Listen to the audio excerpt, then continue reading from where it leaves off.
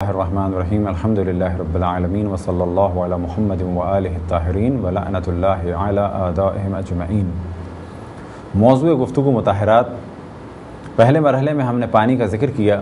مطہرات میں سے دوسرا مطہر یعنی پاک کرنے والی چیزوں میں سے دوسرے نمبر پہ جس چیز کا ذکر کیا جاتا ہے وہ ہے زمین۔ جس طرح سے پانی پاک کرتا ہے بعض چیزوں کو اور وہ بھی شرائط کے ساتھ، بالکل ایسے ہی زمین بھی پاک کرتی ہے بعض چیزوں کو کہ البتہ ان کی تعداد بہت ہی کم ہے، اور وہ کیا چیزیں؟ وہ ہے پاؤں کا نچلا حصہ یا جوتے کا تلا۔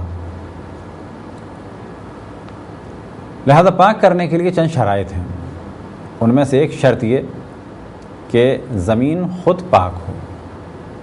بس اگر کوئی زمین ایسی ہو کہ جہاں پر نجس پانی رہا ہو اور اب وہ زمین نجس ہو باوجود یہ کہ خشک ہو، تو کیا اس جگہ چل کر جوتے کا تلا یا پاؤں کا نچلا حصہ پاک ہو جائے گا؟ تو جواب یہ ہے کہ نہیں۔ زمین پاک کرتی ہے چند شرائط کے ساتھ، اور انہی میں سے ایک شرط یہ ہے کہ وہ زمین پاک ہو۔ دوسری شرط یہ کہ وہ زمین خشک ہو۔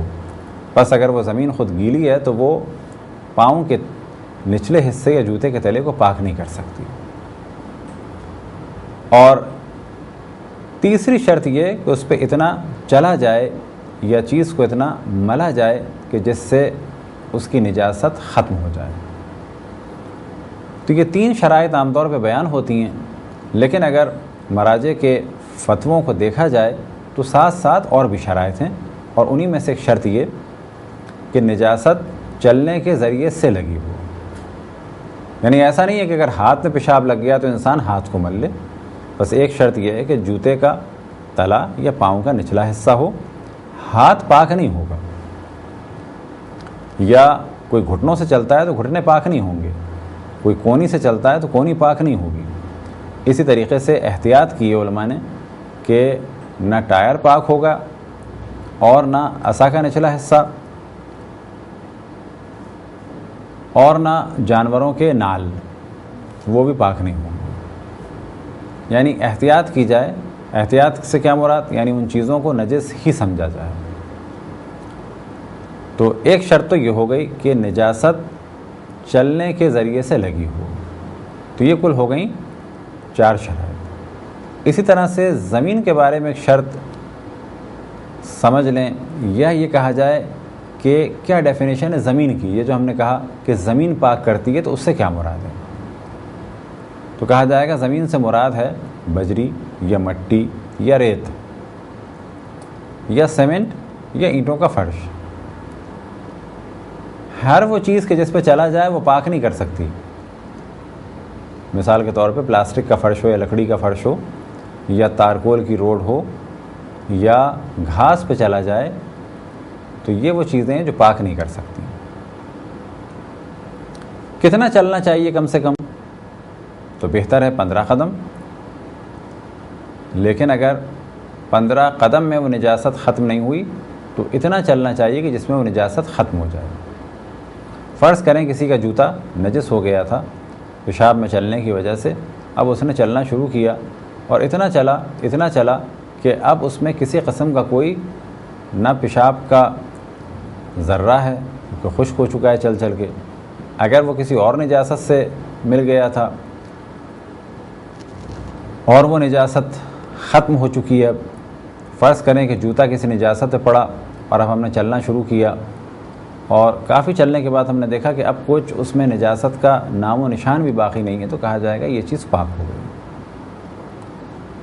اب سوال یہ پیدا ہوتا ہے کہ جوتے کے ارد گرد کا حصہ، فرض کریں یہ تلا ہے تو یہ جو حصہ ہے تو اس کے بارے میں کہا جاتا ہے وہ حصہ جو عموماً مٹی میں لگتا ہے، اور یہ تصور کیا جا سکتا ہے جیسے کہ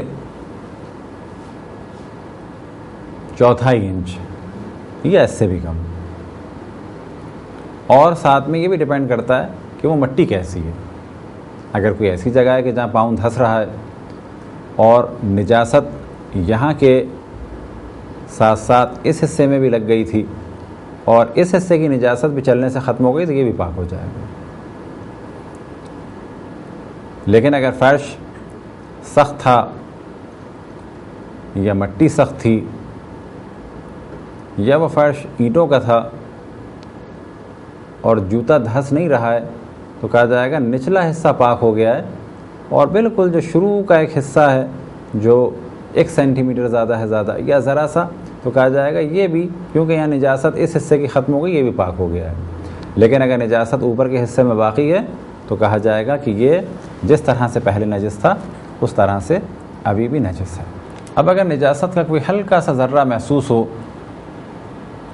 اور شک ہو کہ جوتا پاک ہوا، یا بالفاظ دیگر جوتے کا نچلا حصہ پاک ہوا، تو اگر کوئی بہت ہی معمولی سا ذرہ ہے کہ جس کے بارے میں شک ہے تو کہا جائے گا کہ اگر ایک ہلکا سا ذرہ ہو بہت ہی معمولی سا تو بھی جوتے کا نچلا حصہ پاک ہو جائے گا۔